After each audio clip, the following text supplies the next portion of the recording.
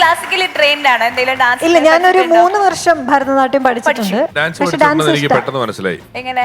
Dance പഠിച്ച ആൾക്കാർ 3 വർഷം എന്ന് പറയുമ്പോൾ ഇങ്ങനെയും അല്ലാത്തവർ ഇങ്ങനെ കാണിക്കുള്ളൂ. ഒരു 3 വർഷം പോയായിരുന്നു ഡാൻസ് പഠിച്ചവരാണെങ്കിൽ ഒരു 3 വർഷം പഠിച്ചിട്ട് ഇങ്ങനെ കാണിക്കുള്ളൂ. ആ 3 അങ്ങനെ വരുള്ളൂ. അങ്ങനെ വരുള്ളൂ. രാത്രികാലങ്ങളിലെ പ്രണയങ്ങൾ നിങ്ങൾ ശ്രദ്ധിച്ചിട്ടുണ്ടാ? ചെറിയ കുശുശുപ്പും കരകരപ്പും പശുപശുപ്പും നിറഞ്ഞതായിരിക്കും. വേറൊന്നുമല്ല, ഇതാണ് ഞാൻ ഉദ്ദേശിച്ചത്. സാധാരണ ഭാര്യ ഫോൺ എടുത്താല് എന്തേ എന്ന് ചോദിക്കുന്നതിന് പകരം അന്ന് ഫോൺ എടുത്ത ഭാര്യ ഹലോന്ന്. അപ്പൊ ഞാൻ മോളെ ചക്കരേ അല്ല, ഇന്നെന്താ പതിവില്ലാതെ ഒരു മോളെ ചക്കര വിളി. അപ്പൊ ഞാൻ നീയാ മാറിപ്പോയി. ഇത്രേ പറഞ്ഞിട്ടുണ്ട്. ഡയാന നിന്നെ നിർത്തിക്കൊണ്ടു പറയേല, ഈ കാണുന്നവരെല്ലാം നിൻ ഫാന. പഞ്ചിൽ പാടും പാട്ട് അത് മാമൻ പാട്ട് കേട്ട് world മൊത്തമുള്ളോരൻ ഫാന. Once upon a time, once upon a time, once upon a time, once upon a time. Amrita ടിവിയുടെ പ്രിയപ്പെട്ട പ്രേക്ഷകർക്ക് നമസ്കാരം. This is Once Upon a Time കലിപ്പനും കാന്താരിയും. ഒരു fun unlimited roller coaster of N എപ്പിസോഡിലേക്ക് എല്ലാ പ്രിയപ്പെട്ട പ്രേക്ഷകർക്കും സ്വാഗതം. Okay, as we step into a brand new episode, ശരിക്കും പറഞ്ഞാല് റിയൽ ലൈഫിലെ അല്ല, റിയൽ ലൈഫിലെ, അതായത് ഓൺ സ്ക്രീനിലെ ഒരു കലിപ്പനും കാന്താരിയുമാണ് നമ്മുടെ judges. Let me welcome dum നമ്മുടെ ചീഫ് ജഡ്ജ് ഡിവേഴ്സിറ്റൈൽ രമേശ് പിഷാരടി, നമ്മുടെ സെലിബ്രിറ്റി ജഡ്ജ് ദ ബ്യൂട്ടിഫുൾ അതിഥി രവി,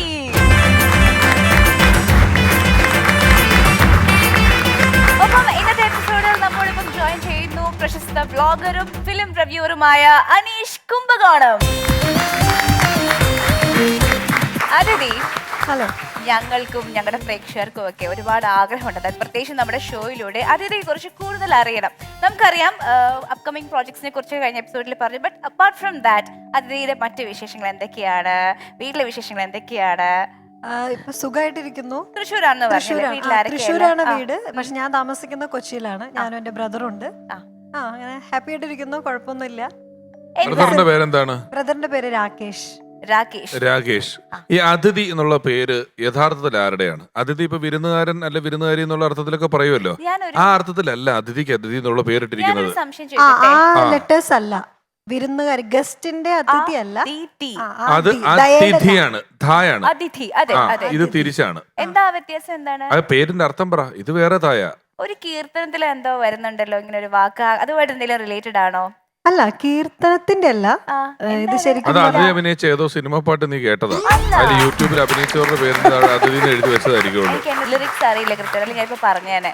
അതായത് അതിഥി എന്ന് പറയുന്നത് ഈ നമ്മുടെ ഹിന്ദു മിത്തോളജിയിൽ നമുക്ക് കുറെ ദൈവങ്ങളുണ്ട്. സൂര്യൻ, ചന്ദ്രൻ, വരുണൻ, ഇവരെല്ലാം ദൈവങ്ങളായിട്ട് കണക്കാക്കുന്ന ഒരു പരിപാടി ഉണ്ടല്ലോ. ഇവരുടെ എല്ലാം അമ്മയാണ് അതിഥി. ഭർത്താവിന്റെ പേര് കശ്യപൻ. അല്ല, ഈ അതിഥിയുടെ കാര്യമല്ല പറഞ്ഞത്. അല്ല, അത് റിവ്യൂ പറയാം. അതായത് ഇത് വേറെ അതിഥി, അത് വേറെ അതിഥി. അല്ല, ഞാനാണ് അതിഥി എന്ന് നേരത്തെ പറഞ്ഞല്ലോ. അല്ലല്ല, നിങ്ങൾ വേറെ അതിഥി, അതിന്റെ ധാ വേറെയാ. അതെ, അതിന്റെ ഭാവം വേറെയാണ്. പക്ഷെ കഴിഞ്ഞ എപ്പിസോഡിനെ പറ്റി എനിക്കൊരു ഇത് പറയാനുണ്ട്. ഓക്കെ, ശരി, പറഞ്ഞോളൂ. കഴിഞ്ഞ എപ്പിസോഡിനെ പറ്റി പറയുകയാണെങ്കിൽ not everyone's cup of tea. ഛായാഗ്രഹണം നന്നായിരുന്നു, പക്ഷെ കടി കുറച്ചുകൂടി നന്നാക്കായിരുന്നു. കമ്മിങ് ബാക്ക് ടു അതിഥി, പറയൂ, എന്തൊക്കെയാണ് പാസ്റ്റ് ടൈം ആക്ടിവിറ്റീസ് ഒക്കെ? എന്തൊക്കെയാണ് ഇൻട്രസ്റ്റുകൾ? മൂവീസ് കാണും. ഇപ്പൊ കൂടുതൽ നെറ്റ്ഫ്ലിക്സും അങ്ങനെ OTT പ്ലാറ്റ്ഫോമിൽ മൂവീസ് ഒത്തിരി വരുന്നുണ്ടല്ലോ. അപ്പൊ മൂവീസ് കാണും. പിന്നെ പാട്ട് കേൾക്കും. പാട്ട് കേൾക്കാൻ ഇഷ്ടമാണ്. പാട്ട് കേൾക്കും, പാട്ട് പാടില്ല. സ്കൂളിൽ പഠിക്കുമ്പോ എന്തൊക്കെയാണ് അതിഥി പങ്കെടുത്തിട്ടുള്ളത്? ഞാൻ ഡാൻസിനുണ്ടായിരുന്നു, പാട്ടിന് സംഘഗാനം പാടിനുണ്ടായിരുന്നു. അതെ അതെ, സംഘഗാനത്തിലായിരുന്നു. കബഡി ടീമിലുണ്ടായിരുന്നു. ഇല്ല, കബഡി ഇല്ല, കബഡി സ്പോർട്സ് ഇല്ല, ഇല്ല, താല്പര്യമില്ല. ഞാൻ കണ്ടമാതിരി തോന്നി കബഡി കബഡി എന്ന് പറഞ്ഞു വരുന്നത്. ക്ലാസിക്കലി ട്രെയിൻഡ് ആണ് എന്തെങ്കിലും ഡാൻസ്? ഇല്ല, ഞാനൊരു 3 വർഷം ഭരതനാട്യം പഠിച്ചിട്ടുണ്ട്, ഒരു 8 to 10th വരെ. പിന്നെ പഠിച്ചിട്ടില്ല. ഡാൻസ് പഠിച്ചിട്ടുണ്ടെന്ന് എനിക്ക് പെട്ടെന്ന് മനസ്സിലായി. എങ്ങനെ? ഡാൻസ് പഠിച്ച ആൾക്കാർ 3 വർഷം എന്ന് പറയുമ്പോൾ ഇങ്ങനെയും അല്ലാത്തവർ ഇങ്ങനെ കാണിക്കുള്ളൂ. ഒരു 3 വർഷം പോയായിരുന്നു ഡാൻസ് പഠിച്ചവരാണെങ്കിൽ ഒരു 3 വർഷം പഠിച്ചിട്ട് ഇങ്ങനെ കാണിക്കുള്ളൂ. ആ 3 അങ്ങനെ വരുള്ളൂ. പ്രാക്ടീസ് ചെയ്യാറുണ്ട്? കളിച്ചിട്ടുണ്ടോ അങ്ങനെ? ഇല്ലില്ല, എനിക്ക് അല്ലാതെ സിനിമാറ്റിക് കളിക്കുന്ന ഡാൻസ് ചെയ്യുന്നതാണ് കൂടുതൽ ഇപ്പൊ ഇഷ്ടം. പിന്നെ അഡ്വഞ്ചറസ് ആണോ? ഡ്രൈവിംഗ്, അഡ്വഞ്ചറസ് ഇല്ലല്ല, അത്ര ട്രാവൽ ചെയ്യാൻ ഇഷ്ടമാണ്. ഇപ്പൊ വീട്ടിലിരിക്കാനും ഇഷ്ടമാണ്, ട്രാവൽ ചെയ്യാനും ഇഷ്ടമാണ്. രണ്ടും ഫ്ലെക്സിബിളാ. അങ്ങനെ അതുകൊണ്ട് വീടിനകത്ത് തന്നെ ട്രാവൽ ചെയ്യും. അപ്പൊ രണ്ടും നടക്കുമല്ലോ. ഹോം ടൂർ ആണ്. അടുക്കളത്തെ ബെഡ്റൂം വരെ പോകും. അപ്പൊ രണ്ടും കൂടെ നടന്നു പോകുന്നുണ്ട്. ഹോം ടൂർ ആണ് മിക്കപ്പോഴും. ഹോം ടൂർ ആണ്. ഗാർഡനിങ് ഇഷ്ടമാണോ? ഇല്ല. പെറ്റ്സ്? അയ്യോ, പെറ്റ്സിന്റെ ആളാണല്ലേ. പെറ്റ്സിന്റെ ആളാ എടുത്തിരിക്കുന്നത്. ഞാൻ കാണാറുണ്ട് എല്ലാം വീഡിയോസ് പല ജീവികൾക്ക് തീറ്റ കൊടുത്ത് വളർത്തുന്നുണ്ട്. ഞാനും വളർത്തുന്നുണ്ട്. എന്തിനാ വളർത്തുന്നത്? എന്റെ ഭാര്യയെ. ഇപ്പൊ കൂടെ ഉണ്ടോ? ഫസ്റ്റ് നൈറ്റ് കഴിഞ്ഞപ്പോ തന്നെ അവളെ പറ്റി റിവ്യൂ പറഞ്ഞു, അവള് പോയി. ചേട്ടാ, അത് നമ്മുടെ കൽപ്പനയും കാന്താരിയും വെൽക്കം ചെയ്യുകയാണ്. Let's welcome Kavya and Kanakaraj.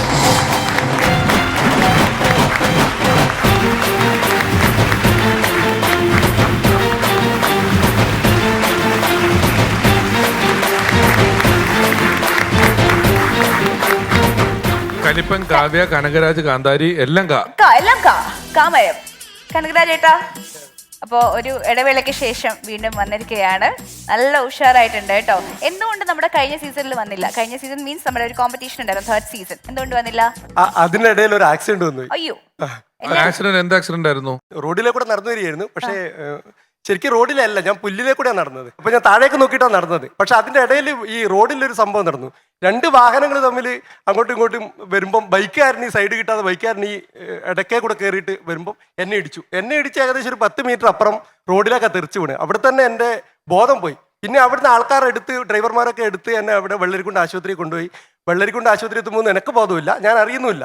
അത് കഴിഞ്ഞിട്ട് അവിടുന്ന് ആംബുലൻസ് ആക്കിയിട്ട് പയ്യന്നൂർ എത്തുന്ന സമയത്ത് എനിക്ക് ചെറിയൊരു ബോധം വന്നു. അപ്പം ഞാൻ നോക്കുമ്പോൾ ഈ ആംബുലൻസിൻ്റെ ക്വാ ക്വാ ക്വാ എന്ന് പറഞ്ഞ ശബ്ദമെല്ലാം കേൾക്കുന്നുണ്ട്. ആംബുലൻസാണ് എനിക്ക് അപകടം പറ്റിയെന്ന് മനസ്സിലായി. ഞാൻ ഉടനെ എൻ്റെ 2 കൈയും 2 കാലും തപ്പി നോക്കി, അതൊക്കെ ഉണ്ട്. അപ്പോൾ ഒരു സമാധാനം. അപ്പം ഞാൻ ചോദിച്ചു എന്താ പറ്റിയെന്ന്. അപ്പോൾ അവർ പറഞ്ഞു ഒരു വണ്ടി ഇടിച്ചതാണ്, പ്രശ്നമൊന്നുമില്ല അറിഞ്ഞു. അപ്പോൾ എവിടേക്കാ പോകുന്നതെന്ന് ചോദിച്ചു. അപ്പോൾ എന്നോട് പറഞ്ഞു കണ്ണൂരിലുള്ള ഒരു പ്രധാനപ്പെട്ട ഹോസ്പിറ്റലിലേക്കാണ്. അപ്പം തന്നെ എനിക്ക് എൻ്റെ ബോധം പോയി. അപ്പം ഞാൻ അവരോട് പറഞ്ഞു ഈ ഫോൺ നമ്പറിൽ വിളിച്ചിട്ട് നിങ്ങളൊന്ന് പറയണം, ഇങ്ങനെ കനകൻ ആക്സിഡൻറ്റ് പറ്റിയിട്ടുണ്ട്, കണ്ണൂർ ഇന്ന ഹോസ്പിറ്റലിലേക്ക് കൊണ്ടുവരുന്നുണ്ട് എന്ന്. ആംബുലൻസ് കണ്ണൂർ എത്തുമ്പോഴത്തേനും അവരൊക്കെ അവിടെ ഉണ്ടായിരുന്നു. അതുകൊണ്ട് സത്യത്തിൽ വേണ്ട പ്രഥമ ശുശ്രൂഷയൊക്കെ കിട്ടി. തലയ്ക്ക് നല്ല ഇതുണ്ടായിരുന്നു, അത് പിന്നെ അതായി ബോധം പോയത്. പക്ഷെ ഓപ്പറേഷനൊന്നും വേണ്ടി വന്നില്ല. പിന്നെ ഒരു പ്ലാസ്റ്റിക് സർജറി കണ്ണിൻ്റെ അടുത്തുണ്ടായിരുന്നു. പിന്നെ ഇടത് കൈ ഒന്നും പറ്റിയില്ല, വലത് കൈ 2 കാല് ഒക്കെ ശരിയായി. പിന്നെ കുറച്ച് ദിവസം അവിടെ കിടന്ന് വീട്ടിലേക്ക് കൊണ്ടുവരാൻ ഏറ്റവും വലിയ സങ്കടം. കാരണം നമ്മൾ ഇതുവരെ ഒരു അപകടം അല്ലെങ്കിൽ ഒരു ആശുപത്രിയിൽ ഒരു ദിവസം പോലും കിടക്കാത്ത ഒരാളായിരുന്നു ഞാൻ. അപ്പോൾ ഈ ആംബുലൻസിൽ എനിക്കൊന്നും പറ്റിയിട്ടില്ല എന്ന് ഭാര്യയോടും അമ്മയോടും ഒക്കെ പറഞ്ഞെങ്കിലും അവർക്ക് വിശ്വാസമില്ല. ഇപ്പം നമ്മുടെ നാട്ടിലൊക്കെ ഈ ഗ്രാമപ്രദേശമല്ലേ, ആംബുലൻസ് വരിക എന്ന് പറയുമ്പോൾ തന്നെ ഇപ്പം വലിയ പുതുമയൊന്നും ഇല്ലെങ്കിലും വീട്ടിലേക്ക് ഈ ആംബുലൻസിലാണ് എന്നെ കൊണ്ടുവരുന്നത്. കാരണം ഈ കിടത്തിയിട്ടല്ലേ, അപ്പം അവിടെ ഭയങ്കര കൂട്ടക്കരച്ചിലായിരുന്നു. ശരിക്കും സത്യം പറഞ്ഞു കഴിഞ്ഞാൽ ഒരു മരിച്ച് ജീവിച്ച പോലെയാണ്. 3 മാസം ശരിക്കും കിടപ്പ തന്നെയായിരുന്നു. ഭാഗ്യത്തിന് രക്ഷപ്പെട്ടു. ഭാഗ്യത്തിന് രക്ഷപ്പെട്ടു. നിങ്ങൾ വീണ്ടും എന്നിട്ട് മറ്റുള്ളവരെ ചിരിപ്പിക്കാൻ വേണ്ടി ഇറങ്ങി പുറപ്പെട്ടിരിക്കുകയാണ്. കൺഗ്രാറ്റ് കേട്ടാ, ഗംഭീരമായി. കാവ്യ, എന്തോ കാവ്യ ആണെങ്കിൽ പൂ വെച്ചിരിക്കുന്നത് വളരെ നന്നായിരിക്കുന്നു. അല്ല, ആ പൂവേ കനകാമരം വെച്ചിരുന്നെങ്കിൽ കാവ്യ അയനെ കനകൻ ചേട്ടൻ ഉള്ളതുകൊണ്ട് കനകാമ്പരം വെക്കാതിരുന്നതാ. കനകൻ ചേട്ടനെ പറ്റിയതുപോലെ ഒരു ആക്സിഡന്റ് എനിക്കും പറ്റിയിരുന്നു. ഞാനിങ്ങനെ ആണി അടിച്ച സമയത്ത് ഭിത്തിയിൽ ആണി അടിച്ചപ്പോൾ ഇങ്ങനെ ചുറ്റിക്ക് അടിച്ചപ്പോൾ പെട്ടെന്ന് അപ്പുറത്തുനിന്ന് വൈഫ് വിളിച്ചു. അപ്പം ഞാൻ ഇങ്ങനെ തിരിഞ്ഞു നോക്കിയപ്പോൾ കൈക്ക് ഒറ്റടിയായി. അങ്ങനെ കൈക്ക് ആക്സിഡന്റ് പറ്റി. അപ്പം തന്നെ ഞാൻ ഫോൺ എടുത്ത് ഡോക്ടറെ വിളിച്ചിട്ട് പറഞ്ഞു എനിക്ക് കൈക്ക് ആക്സിഡന്റ് പറ്റി, ഞാൻ അങ്ങോട്ട് വരികയാണ് എന്ന് പറഞ്ഞു. ഞാൻ ഹോസ്പിറ്റലിൽ ചെന്നപ്പോൾ ഉണ്ടല്ലോ അവിടെ പോലീസൊക്കെ വന്നിരിക്കുന്നു. കാരണം ആക്സിഡന്റ് പറ്റിയ പോലീസിനെ അറിയിക്കണമല്ലോ. അങ്ങനെ പോലീസ് വന്നിട്ട് എൻ്റെ അടുത്ത് ചോദിക്കുകയാണ് എങ്ങനെയാണ് ആക്സിഡന്റ് സംഭവിച്ചത്, പറയൂ, ഞങ്ങൾക്ക് മൊഴിയെടുക്കാനാണെന്ന്. ഞാൻ പറഞ്ഞു ഞാനിങ്ങനെ ചുറ്റി വെച്ചിട്ട് ആണിക്ക് ഒരൊറ്റടി അടിച്ചപ്പോൾ ഇങ്ങനെ വൈഫ് വിളിച്ച് നോക്കി. ചുറ്റിയൊക്കെ അടിച്ചതിന് പോലീസ് വരേണ്ട ആവശ്യമൊക്കെ ഉണ്ടോ? അപ്പൊ തന്നെ അവർ ചോദിച്ചു അതിനെന്താണ് ഞങ്ങളെ വിളിച്ചു വരുത്തിയതിനാണ്. ഞാൻ കൈക്ക് ആക്സിഡന്റ് പറ്റിയെന്ന് പറഞ്ഞത് ഡോക്ടർ കേട്ടത് ബൈക്ക് ആക്സിഡന്റ് പറ്റിയെന്നാണ്. ഡോക്ടറെ കുറെ തെറിയും പറഞ്ഞിട്ട് അവര് പോയി. ഈ വീട്ടിനെ പറ്റി ഞാനൊരു റിവ്യൂ പറയട്ടെ. അതെന്റെ അവകാശമാണ്. വളരെ നന്നായിരുന്നു, ഒരു കൈയടിച്ചതാ. കാവ്യ, എന്തോ ഈ കാവ്യയുടെ പൂവിനെ പറ്റി പറഞ്ഞപ്പോ റിവ്യൂവർ കയറി കനകാമ്പരം പറഞ്ഞിട്ടുണ്ട്. നല്ല രസമായി. കുറെ നാളെ ഇങ്ങനെ പൂ വെച്ചിട്ട് ഒരാളെ കണ്ടിട്ട്. തമിഴ്നാട്ടിൽ ഒരിക്കൽ വെയിറ്ററിംഗ് ഹോട്ടലിൽ പോയപ്പം അതിന്റെ ആ പൈസ മേടിക്കുന്ന കൗണ്ടറിൽ ഇങ്ങനെ ഡാൻസ് കളിക്കുന്ന രൂപത്തിലൊരു ചേച്ചി ഇങ്ങനെ തലയൊരു പ്രതിമയുണ്ട്. തഞ്ചാവൂർ ബൊമ്മ. അതിന്റെ ഒക്കെ ഒരു ചായ കിട്ടിയിട്ടുണ്ട് ആ പൂ ഇങ്ങനെ വെച്ചപ്പോ. ഇതിന്റെ പിന്നിലുള്ള ഒരു ചേതോവികാരം എന്താണ് കാവ്യ? അത് കണ്ടന്റ് കണ്ടന്റ് ബേസ് ആണ്. Oh, very good, very good, very good. അതെ, ശരിക്കും പറഞ്ഞാൽ നമ്മുടെ ഈ ഒരു സ്റ്റാൻഡപ്പ് കോമഡി പെർഫോമൻസുകൾ കോമ്പറ്റീഷൻ വളരെ ചലഞ്ചിങ് ആയിട്ട് വന്നുകൊണ്ടിരിക്കുകയല്ലേ നിങ്ങൾക്ക്? ഓക്കെ, അപ്പൊ അതിന് മുൻപായിട്ട് നിങ്ങൾക്ക് വേറൊരു ചലഞ്ച് ഇവിടെ തരാൻ പോവുകയാണ്. ഓക്കെ, അല്ല, ഈ പൂവിന്റെ വിറ്റ് പറഞ്ഞപ്പോൾ ഒരു കാര്യം ഓർത്തത്, നമ്മുടെ മലയാളത്തിലൊരു സീനിയർ നടി ഷീലാമ്മ ഉണ്ടല്ലോ, ഞങ്ങളൊരു ഗൾഫ് പരിപാടിക്ക് പോയി. ഞാൻ റിവ്യൂ പറയാൻ വേണ്ടി പോയതാ. അപ്പോൾ അവിടെ ചെന്നപ്പോൾ ഇവര് ഈ ബൊക്കയിൽ കിട്ടുന്ന പൂക്കളില്ലേ, ആ പൂക്കളെല്ലാം അടുത്ത് തലയിൽ ഇങ്ങനെ കുത്തും. മൊത്തം നിറച്ച് തല നിറച്ച് പൂക്കളായിട്ടാണ് നടന്നു വരുന്നത്. അപ്പോൾ മലയാളത്തിലൊരു സീനിയർ നടൻ, ഒരു സൂപ്പർ സ്റ്റാർ നടൻ പറയാണ്, കണ്ടോ ഒരു സഞ്ചരിക്കുന്ന ഗാർഡൻ വരുന്നത് കണ്ടോ. ഈ വിറ്റിനെ പറ്റി ഞാനൊരു റിവ്യൂ പറയട്ടെ? വേണ്ട, പറയണ്ട. അത് പറഞ്ഞപ്പോൾ തന്നെ ചീറ്റിന്ന് എനിക്ക് മനസ്സിലായി.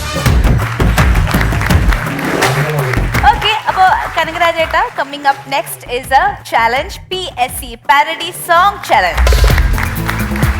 നമ്മുടെ പ്രിയപ്പെട്ട കേസ്മ മാമനാണ് നമ്മളെ ഈ ചലഞ്ചിലേക്ക് കൊണ്ടുപോകുന്നത്. അതിഥി, പാട്ട് കേൾക്കട്ടെ? പിന്നെ വിളിക്കട്ടെ? വിളിക്ക്. Let's welcome കേസ്മ മാമൻ.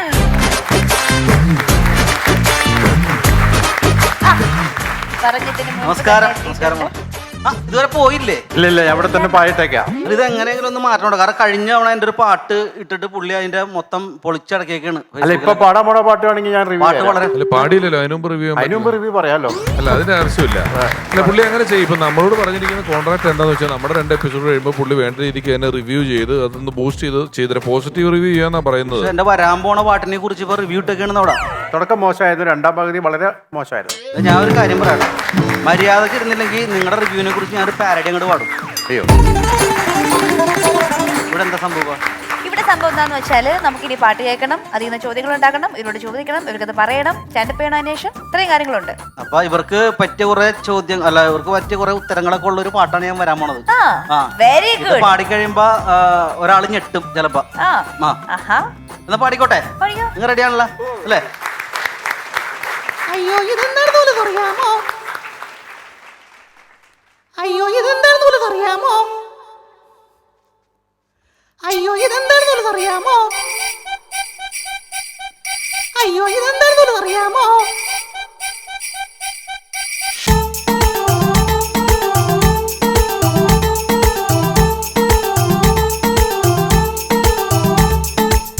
ഡയാന ഡയാന നിന്നെ നിർത്തിക്കൊണ്ടു പറയേല, ഈ കാണുന്നവരെല്ലാം നിൻ ഫാന. പഞ്ചിൽ പാടും പാട്ട് അത് മാമൻ പാട്ട് കേട്ട് വേൾഡ് മൊത്തമുള്ളോരൻ ഫാന. ഡയാന ഡയാന നിന്നെ നിർത്തിക്കൊണ്ടു പറയേല, ഈ കാണുന്നവരെല്ലാം നിൻ ഫാന.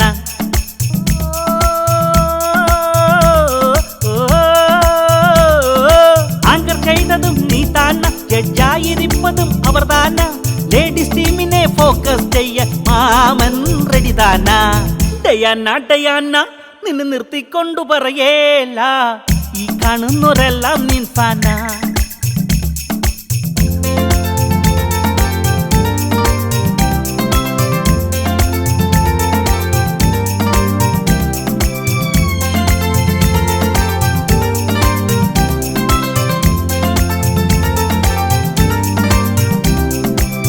ആണും പെണ്ണും മത്സരമങ്ങ് മുറുകുന്ന നേരം, കലിപ്പനും കാന്താരിക്കും തിളങ്ങാനീ ഫ്ലോറ്. ആണും പെണ്ണും മത്സരമങ്ങ് മുറുകുന്ന നേരം, കലിപ്പനും കാന്താരിക്കും തിളങ്ങാനീ ഫ്ലോറ്. ഇനിയുള്ള ടൈമെല്ലാം കോമ്പറ്റീഷൻ തീവാറും, സ്റ്റാൻഡപ്പിന്റെ ഇടയ്ക്കെല്ലാം ജഡ്ജസിന്റെ കമന്റേറും. എന്റെ പഞ്ച് ലെവലാക്കാൻ എന്റെ സോങ് നിർബന്ധം, എന്റെ പഞ്ചു ലെവലാക്കാൻ എന്റെ സോങ് നിർബന്ധം. ഡയാന മോളടുത്തുണ്ടേൽ കോമ്പിനേഷൻ കളറാകും. ഡയാന ഡയാന നിന്നെ നിർത്തിക്കൊണ്ടു പറയേല, ഈ കാണുന്നവരെല്ലാം നിൻ ഫാന. പഞ്ചിൽ പാടും പാട്ട് അത് മാമൻ പാട്ട് കേട്ട് വേൾഡ് മൊത്തമുള്ളോരൻ ഫാന.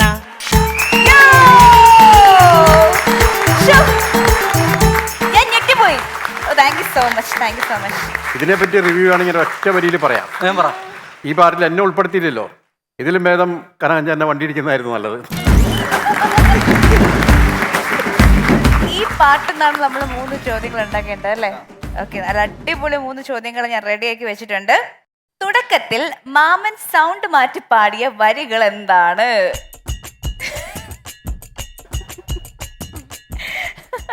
പോളിഞ്ഞ്.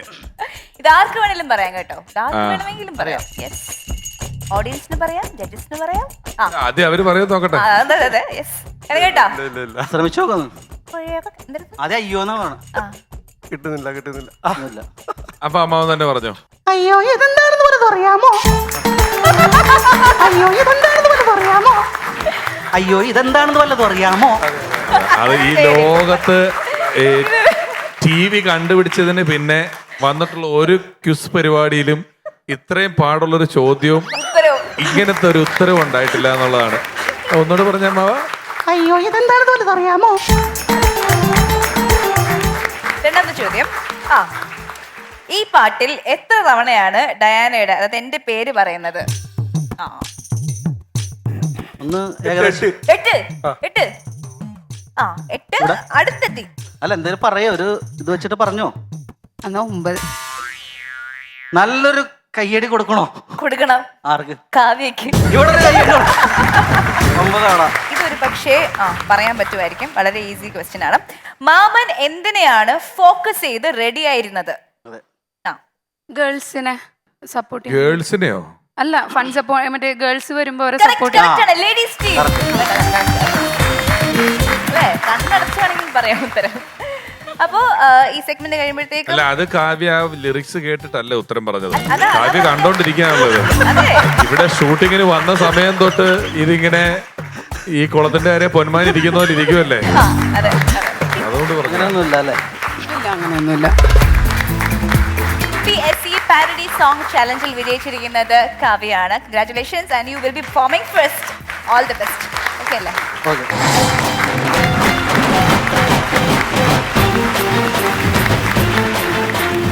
ഹായ് ഹായ് ഹായ് നമസ്കാരം. ഞാൻ Kavya Srinivas, official, made in Kunnamkulam.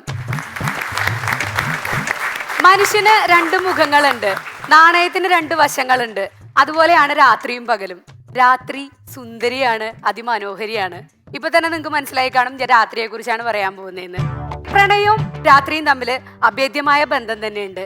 പല പ്രണയങ്ങള് പൂവിടുന്നതും കൊഴിയുന്നതും രാത്രികാലങ്ങളിലായിരിക്കും. രാത്രികാലങ്ങളിലെ പ്രണയങ്ങൾ നിങ്ങൾ ശ്രദ്ധിച്ചിട്ടുണ്ടാ? ചെറിയ കുശുശുപ്പും കരകരപ്പും പശുപശുപ്പും നിറഞ്ഞതായിരിക്കും. വേറൊന്നുമല്ല, ഇതാണ് ഞാൻ ഉദ്ദേശിച്ചത്. അപ്പൊ നിങ്ങൾ വിചാരിക്കും ഈ പ്രണയം ഇല്ലാത്തവരെന്ത് ചെയ്യുമെന്ന്. കാമുകിമാരില്ലാത്ത കാമുകന്മാര് രാത്രികാലങ്ങളിൽ VPN വഴി A ക്ലാസ് യാത്ര നടത്താറുണ്ട്. അതുപോലെ തന്നെ കാമുകന്മാരില്ലാത്ത കാമുകിമാര് മീഷോ വഴി ഷോപ്പിംഗ് നടത്തും. ഒരു ലൈൻ സെറ്റ് ആയവൻ അന്ന് രാത്രി തലവണ കെട്ടിപ്പിടിച്ച് കിടന്ന് മറിയും. നേരെ മറിച്ചത് പൊളിഞ്ഞു കഴിഞ്ഞാൽ വെള്ളടിച്ച് റോട്ടി കിടന്ന് മറിയും. ഒരു ലൈൻ പൊളിഞ്ഞ പെണ്ണിന്റെ അവസ്ഥ അതെനിക്ക് എന്റെ തലവണയ്ക്ക് മാത്രം അറിയുള്ളൂ. പ്രത്യേകിച്ചൊന്നുമല്ല, തലയുടെ കെട്ടിപ്പിടിച്ച് അപാര കരച്ചിലേറിയും. പിന്നെ രമേശേട്ടാ, നമ്മുടെ എപ്പിസോഡുകളിൽ ടെലികാസ്റ്റ് തുടങ്ങി യൂട്യൂബിൽ സോഷ്യൽ മീഡിയയിലൊക്കെ വരാൻ തുടങ്ങിയപ്പോഴേ എനിക്ക് ആളുകളുടെ പൾസ് മനസ്സിലായി. ടോയ്ലറ്റ്, ലേബർ റൂം, ആദ്യരാത്രി ഭയങ്കര ഡിമാൻഡാ. ഒന്നില്ലേ വൈറലാവും, അല്ലേ എയറിലാവും.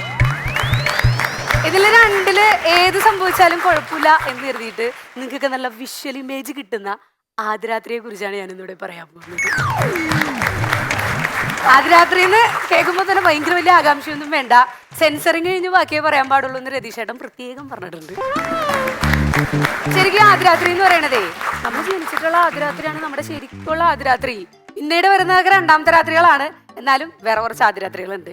ഒരു പുക വലിച്ചവന്റെ ആദ്യത്തെ രാത്രി എന്ന് പറയുന്നത് ഏലക്കായയും സർവ്വസുഗന്ധിയും എല്ലാം നിറഞ്ഞതായിരിക്കും. പിന്നീട് അങ്ങ് മൊത്തം ഒരു പുകമായിരിക്കുള്ളൂ. ഒരു വണ്ടി വെടിച്ചവന്റെ ആദ്യത്തെ രാത്രി, അന്ന് അവൻ എങ്ങനെയെങ്കിലും നേരം വെളുത്താൽ മതി എന്നായിരിക്കുള്ളൂ ചിന്ത. പിന്നെ വണ്ടി എടുത്ത് ഓടണ്ടേ, പിറ്റേ മാസം തുടങ്ങി എങ്ങനെയാലും CC അടയ്ക്കണം എന്നുള്ള ചിന്ത മാത്രം ഉണ്ടാവുള്ളൂ. കഷ്ടപ്പെട്ട് ഒരു വീട് വെക്കേണ്ടവന്റെ ആദ്യത്തെ രാത്രിയുടെ സങ്കല്പം എന്തായിരിക്കും അറിയോ? എങ്ങനെയെങ്കിലും ആ വീട് വെച്ചൊന്ന് അതിനകത്ത് കിടന്നുറങ്ങിയാൽ മതി എന്ന്. പക്ഷേ പിന്നെ അവന് മനസ്സിലാവുക പിന്നീടുള്ളത് മുഴുവൻ കാളരാത്രി ആയിരിക്കുള്ളൂ.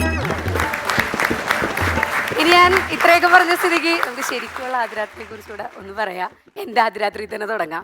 പക്ഷെ ആദ്യരാത്രിയെ കുറിച്ച് പറയുന്നതിന് മുൻപ് അതിന് തൊട്ട് മുന്നുള്ള രാത്രിയെ കുറിച്ച് പറയാതിരിക്കാൻ പറ്റില്ല. എന്റെയും എന്റെ ചങ്കത്തി കൂട്ടുകാരത്തിന്റെയും കല്യാണം ഒരൊറ്റ ദിവസമായിരുന്നു. അതുകൊണ്ട് ഞങ്ങൾ ഒന്നിച്ചിരുന്ന് തലേന്ന് ടെൻഷൻ അടിച്ചു. പക്ഷേ അവളുടെ 9 കാമുകന്മാരിലെ ഏതെങ്കിലും ഒരുത്തം പിറ്റേന്ന് താലികെട്ടിന് മുന്നിൽ വന്ന് പ്രശ്നം ഉണ്ടാക്കുമെന്നായിരുന്നു അവളുടെ ടെൻഷൻ. എന്റെ ടെൻഷൻ നേരെ മറിച്ച് ബ്യൂട്ടീഷ്യൻ ചേച്ചി വന്നിട്ട് എനിക്ക് എങ്ങനെ മുല്ലപ്പൂ വെച്ച് തരും, സാരിക്ക് എത്ര ഫ്ലീറ്റ്സ് എടുക്കും എന്നൊക്കെ ഉള്ളതായിരുന്നു. ഈ ടെൻഷനൊക്കെ ഒടുവിൽ പിന്നെ ആദ്യരാത്രി മിച്ചം വന്ന് ഇഞ്ചിക്കറി തൊട്ട് തലേന്ന് ഇള്ളിയൊക്കെ കൊഞ്ചിന്റെ തോട് തീർന്നാലും പോവില്ല എന്ന് പറഞ്ഞ് അടിച്ചു കൊഞ്ചാരിക്കണ ചേട്ടന്റെ കുറെ കൂട്ടുകാരന്മാര്. പക്ഷെ അതില് അനീഷേനും സുനീഷേനും സിബിയും വളരെ ഡീസന്റ് ആയിരുന്നു. വേറെ ഒന്നല്ല, അവന്മാര് എന്റെ 9ാം മാസത്തിന്റെ നെയ്യപ്പവും കൂടെ തിന്നിട്ടാ വീട്ടിൽ നിന്ന് പോയത്. ഇനി നമുക്ക് ആദ്യരാത്രിയിലേക്ക് വരാം. ഇവന്മാരുടെ വക ഒരു പാട്ടുണ്ടായിരുന്നു. മംഗളങ്ങൾ വാരിക്കോരിച്ചൊരിയാം നമുക്കി മധുവിധു വാസന്തരാവിൽ. രമേശ് ചേട്ടാ, ഈ പാട്ട് സിറ്റുവേഷന് യോജിച്ചാണെന്ന് എനിക്ക് വലിയ അഭിപ്രായമൊന്നുമില്ല. ആദ്യരാത്രി എന്ന് പറയുമ്പോൾ ചെറിയൊരു റൊമാൻറ്റിക്കും ഇങ്ങനെയൊക്കെ വേണ്ടേ? എന്റെ ഏട്ടൻ നല്ല റൊമാൻറ്റിക് ആയിരുന്നു. ജനൽ കമ്പിയിൽ പിടിച്ചിട്ട് മാനത്തെ ചന്ദ്രനെ നോക്കി നിൽക്കുന്ന ചേട്ടനെ പ്രതീക്ഷിച്ചാണ് ഞാൻ റൂമിലേക്ക് ചെന്നത്. പക്ഷെ ആള് കട്ടിലിരിക്കുകയായിരുന്നു. പക്ഷെ പാട്ടുണ്ടായിരുന്നു. മധുവിധുരാവുകളെ സുരഭിലയാമങ്ങളെ മടിയിലൊരാൺപൂവിനെത്താ. പാട്ട് മാത്രമേ ഉണ്ടായിരുന്നുള്ളൂ. കട്ടിലിന്റെ മുകളിൽ നിന്ന് പൊട്ടി മടിയിലേക്ക് വീണ മുല്ലപ്പൂ എടുത്ത് മാറ്റാനുള്ള താല്പര്യം പോലും പുള്ളിക്ക് ഉണ്ടായിരുന്നില്ല. വേറെ ഒന്നല്ല, ആള് ടെൻഷനിലായിരുന്നു. എന്താ തീരും തെറ്റിദ്ധരിക്കണ്ട, തടവള ഊരിയാലാണോ 2 ചെറിയ വള ഊരിയാലാണോ പാചകക്കാരനെയും പന്തലുകാരനെയും സെറ്റാക്കുക? എന്റെ ചേട്ടനല്ലേ, ആദ്യരാത്രി അല്ലേ, ഞാൻ അധികം ടെൻഷനാക്കിയില്ല. നിങ്ങൾ എന്റെ ഒന്നും ഊരുമില്ല, നിങ്ങളുടെ അമ്മയുടെ വളയോ മാല എന്താ ഊരി വെച്ചിട്ട് അവരെ സെറ്റാക്കി കിട്ടുമെന്ന് ഞാൻ അപ്പം തന്നെ പറഞ്ഞു. പിന്നീട് അങ്ങോട്ട് മഴ പെയ്ത് തവള കരഞ്ഞാലും പുള്ളി തടവളാന്നേ കേൾക്കാറുള്ളൂ. ആദ്യരാത്രിയൊക്കെ കഴിഞ്ഞു. ഈ ആദ്യരാത്രിയെ പോലെ തന്നെ ഭയങ്കര ടാസ്ക്കാണ് ആദ്യ പകലെന്ന് പറയണത്. ചാർലി ചാപ്ലിന്റെ സിനിമ കാണിച്ചാൽ പോലും ചിരിക്കില്ല എന്ന് പറഞ്ഞ് ബലം പിടിച്ചിരിക്കുന്ന ഒരാളാണ് എൻ്റെ അമ്മായിമ്മ. 10 കൊല്ലം എടുത്ത് അവരുടെ മുഖത്തുനിന്ന് ഒരു പുഞ്ചിരിയെങ്കിലും ഞാൻ വരുത്തിക്കാൻ വേണ്ടിയിട്ട്. പക്ഷെ ഇപ്പൊ പതിവായി ചിരിക്കാറുണ്ട്. ഫൺസ് അപ്പോൺ എ ടൈം മുടങ്ങാതെ കാണും. മാസത്തിൽ 2 തവണ ലീവ് എടുക്കും. അന്ന് എൻ്റെ ഡെലിക്കാസ് ആയിരിക്കും. അതുകൊണ്ട് തന്നെ ഞാൻ അവരുടെ ആദ്യരാത്രിയെ കുറിച്ച് കൂടെ പറയാൻ വിചാരിച്ചു. 10-43 കൊല്ലം കഴിഞ്ഞിട്ടും ആദ്യരാത്രിയെ കുറിച്ച് പരാതി പറഞ്ഞ് തല്ലുപിടിച്ചുകൊണ്ടിരിക്കുന്ന ഒരു മനുഷ്യനാണ് എൻ്റെ അമ്മായച്ചൻ. എൻ്റെ അച്ഛൻ അമ്മയോട് ചോദിക്കുന്ന 3-4 ചോദ്യങ്ങളുണ്ട്. നിന്റെ കല്യാണം കഴിച്ച അന്ന് രാത്രി എനിക്ക് കിടക്കാൻ നിന്റെ വീട്ടുകാർ എനിക്ക് ഒരു കട്ടില് തന്നോ, ഒരു പായ തന്നോ, അറ്റ്ലീസ്റ്റ് ഒരു തലേണ തന്നോ? എന്നും വഴക്കാ. ഒരു ദിവസം ഞാനിതിനെല്ലാത്തിനും കൂടെ ഒരൊറ്റ ഉത്തരച്ചന് കൊടുത്ത്, ഇതൊന്നും തന്നില്ലെങ്കിലും നല്ല 3 മക്കളെ തന്നില്ലേ അമ്മാച്ചനി ചോദിച്ചു. ആ പരിപാടി അവസാനിച്ചു. നേരെ തിരിഞ്ഞ് ഞാൻ അമ്മേനോട് ചോദിച്ചു, അമ്മ ഇവിടെ വന്നപ്പോ അമ്മയുടെ അവസ്ഥ എന്തായിരുന്നു? എടി പെണ്ണെ, നീ കേൾക്കണം, സ്വന്തമായിട്ട് അടക്കാമരവും പഞ്ഞിമരം ഉള്ളതിന്റെ അഹങ്കാരം 3-4 അടക്കാത്തൂണും കുഴിച്ചിട്ട് അതിന്റെ മീതെ 4-3 പട്ടികയും അടിച്ച് അമ്മുമ്മയുടെ കോറസാരിയിൽ പഞ്ഞി നിറച്ചിട്ടതാണ് ഇങ്ങൂരി പറയണ പൂമെത്ത. അത് ശരിക്കും ആദ്യരാത്രി ആയിരുന്നില്ല, അന്ത്യരാത്രി ആയിരുന്നു. ഈ ആദ്യരാത്രിയും അന്ത്യരാത്രിയും തമ്മിലൊരു നല്ല കോമ്പിനേഷൻ ഉണ്ട്. വേറെ ഒന്നുമല്ല, കട്ടിലിമേൽ പൂവിട്ടിട്ട് അതിൻ്റെ മീത് നമ്മൾ കിടക്കുന്ന ആദ്യരാത്രി, നമ്മൾ കിടന്നിട്ട് നമ്മുടെ മേത്ത് പൂവിടുന്നത് അന്ത്യരാത്രി. ഇനിയിപ്പോൾ ആദ്യരാത്രി ആഘോഷിക്കാൻ പോകുന്നവരോട് എല്ലാവരോടും എനിക്ക് പ്രത്യേകിച്ച് ഒന്ന് മാത്രം പറയാനുള്ളൂ. വെളിച്ചം ദുഃഖമാണുണ്ണി, തമസല്ലോ സുഖപ്രദം.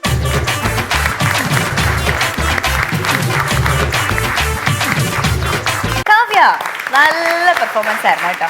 ആദ്യം തന്നെ നമ്മുടെ ഫൺസ് അപ്പോൺ എ ടൈം കണ്ട് ചിരിക്കുന്ന അമ്മായിയമ്മയോട് ഞങ്ങളുടെ വലിയൊരു അന്വേഷണം പറയണം. ഓക്കെ, നല്ല പെർഫോമൻസ് ആയിരുന്നു ചേട്ടാ. നിങ്ങൾ തന്നെ പറഞ്ഞു ഇവിടെ കച്ചവടമുള്ള വിഷയങ്ങൾ ഏതൊക്കെയാണെന്ന് യൂട്യൂബ് നോക്കി കണ്ടുപിടിച്ചു എന്ന് പറഞ്ഞിട്ടാണ് ആദ്യരാത്രിയായിട്ട് വന്നിരിക്കുന്നത്. പറഞ്ഞ വിഷയത്തിൽ ആദ്യരാത്രി വലിയ സ്വപ്നം കണ്ടിട്ടാണ് പലരും എത്തുന്നത്. അതിൽ വിവാഹം നിശ്ചയിച്ച് അറേഞ്ച്ഡ് മാരേജ് ചെയ്തവരെക്കാൾ ഇതിലൊരു വലിയ ആഗ്രഹ സ്വപ്നമൊക്കെ ചില പ്രേമിക്കുന്നവർക്കുണ്ട്. കാരണം അവരുടെ എയിം ഇതായിരുന്നു. എന്നോ കണ്ട ആദ്യത്തെ ദിവസം പ്രേമം എന്ന് പറഞ്ഞ ആ ദിവസം തൊട്ട് ഒളിച്ചു കാണുന്നു, പാത്ത് കാണുന്നു, പേടിച്ച് കാണുന്നു എന്നൊക്കെ ഉള്ളതെല്ലാം മാറിയിട്ട് ഒരു ലക്ഷ്യമുണ്ട്. കല്യാണം കഴിക്കണവന് തുടർന്ന് ജീവിക്കുക എന്നുള്ളതാണ് ലക്ഷ്യം. നിശ്ചയിച്ചവന്, പ്രേമിക്കുന്നവന് കല്യാണമാണ് ലക്ഷ്യം. ഇങ്ങനെ ഒരു പ്രശ്നമുണ്ടല്ലോ. അപ്പോൾ ഷൈജോ എന്ന് പറയുന്ന ഒരു സുഹൃത്തുണ്ട്. സുഹൃത്ത് അത്യാവശ്യം തിരക്കേടില്ലാത്തൊരു വീടിന് പ്രേമിച്ചു, കല്യാണം കഴിച്ചു കഴിഞ്ഞാൽ പ്രേമിച്ചിട്ട് ആ പെണ്ണിനെ ചാടിച്ചോണ്ട് വന്നു. ആ പെണ്ണിനെയും കൊണ്ട് ഒളിച്ചോടി വരലും അവളുടെ അച്ഛനും സഹോദരന്മാരും എല്ലാം കൂടെ വലിയ വിഷയമുണ്ടാക്കി. കാരണം ഇവനെ കൊണ്ടുപോയെന്നുള്ളത് അറിയാം, ചെറുതായിട്ട് ഒരു തവണ വീട്ടിൽ പിടിച്ച പ്രേമമാണ്, അങ്ങനെ ഒരുപാട് പ്രശ്നങ്ങളുണ്ടാവും, ഇത് വലിയ വിഷയമാകും എന്നുള്ള വലിയ ബോധ്യമുണ്ട്.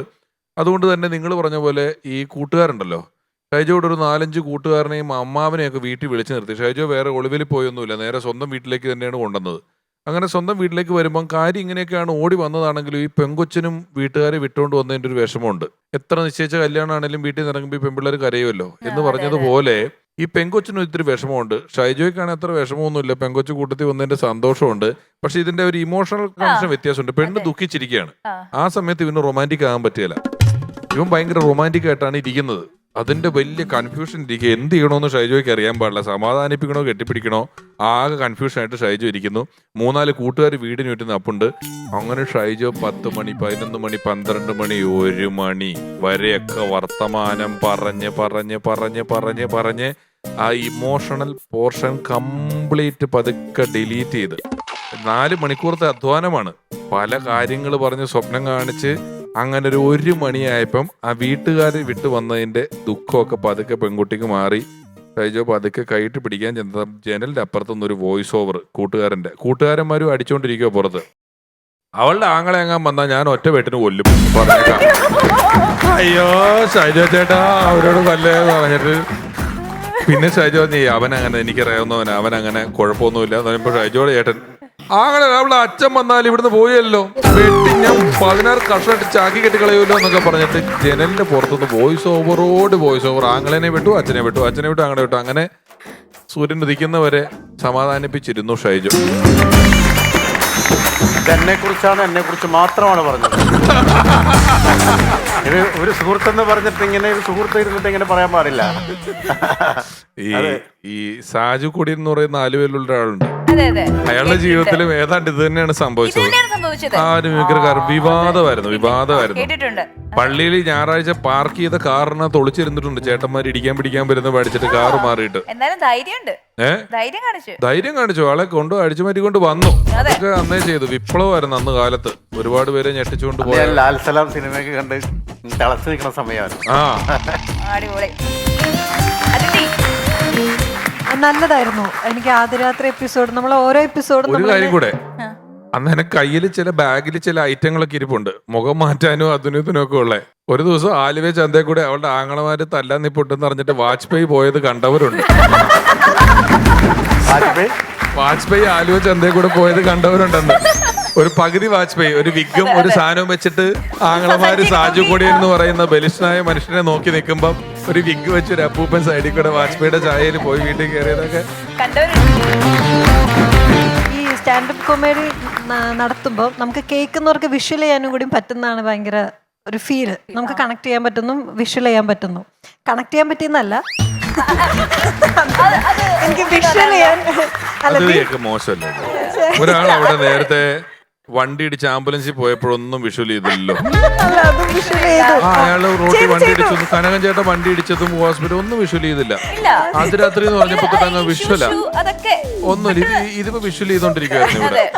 അല്ല, ഞാനിങ്ങനെ ഓരോ തവണ ആദ്യരാത്രിയിലേക്ക് വരാം ഇടയ്ക്കിടയ്ക്ക് പറയുമ്പോ ഞാനത് എന്താ വരാത്ത കുട്ടി കല്യാണം കഴിച്ചിട്ടില്ല, അതുകൊണ്ടാണ് വിഷ്വൽ ചെയ്യുന്നത്.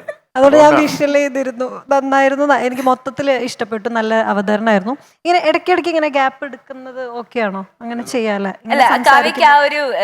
എൻകറേജ്മെന്റ് വേണം ഇടയ്ക്കിടയ്ക്ക്. പക്ഷെ ഒറ്റ റിഹേഴ്സൽ ചെയ്യുമ്പോ എന്ത് ചെയ്യും? ആ ഗ്യാപ്പിന് ആരും എൻകറേജ് ചെയ്യും? എനിക്കത് അറിയില്ല. ഒരു വിറ്റ് പറഞ്ഞു കഴിഞ്ഞാൽ നിങ്ങൾ കൈയടിച്ചാലേ ഞാൻ ബാക്കി പറയുള്ളൂ എന്നുള്ള പോലെ നിൽക്കുക. അങ്ങനെയാണ് നിൽക്കുന്നത്. അതെനിക്ക് തോന്നി. അതില്ലാതെ പോവാ, ആ ഒരു ഫ്ലോയിൽ അങ്ങ് പോവാണെങ്കിൽ ഫ്ലോയിൽ പോണം. കുറച്ചും കൂടി രസമായിരുന്നേനെന്നും തോന്നി. പക്ഷെ എല്ലാം നന്നായിരുന്നു, അടിപൊളിയായിരുന്നു. പിന്നെ പില്ലോ കെട്ടിപ്പിടിച്ച് കരഞ്ഞ കാര്യം പറഞ്ഞപ്പോ ഡയാന ശരിക്കും കൈയടിക്കുന്നുണ്ടായിരുന്നു.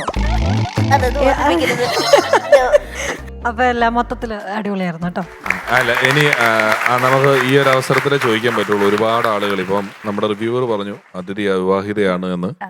അതിഥിയുടെ ഭർത്താവിനെ കുറിച്ചുള്ള സങ്കല്പങ്ങൾ ഈ എപ്പിസോഡിൽ വലുതാക്കാൻ സങ്കല്പമില്ല, അങ്ങനെയില്ല.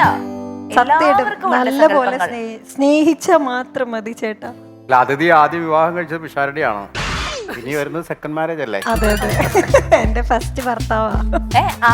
സിനിമയില് ഈ പുള്ളി എങ്ങനെയൊക്കെ പറയും. നാളെ ഓൺലൈനിൽ വാർത്ത വരും.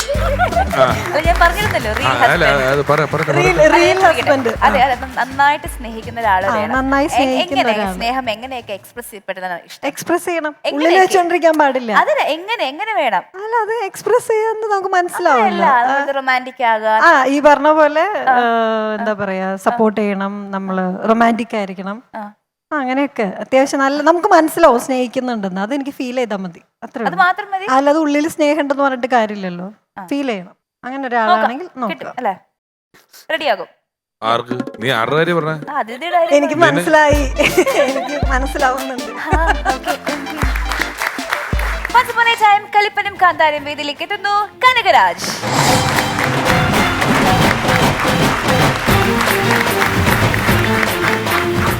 നമസ്കാരം.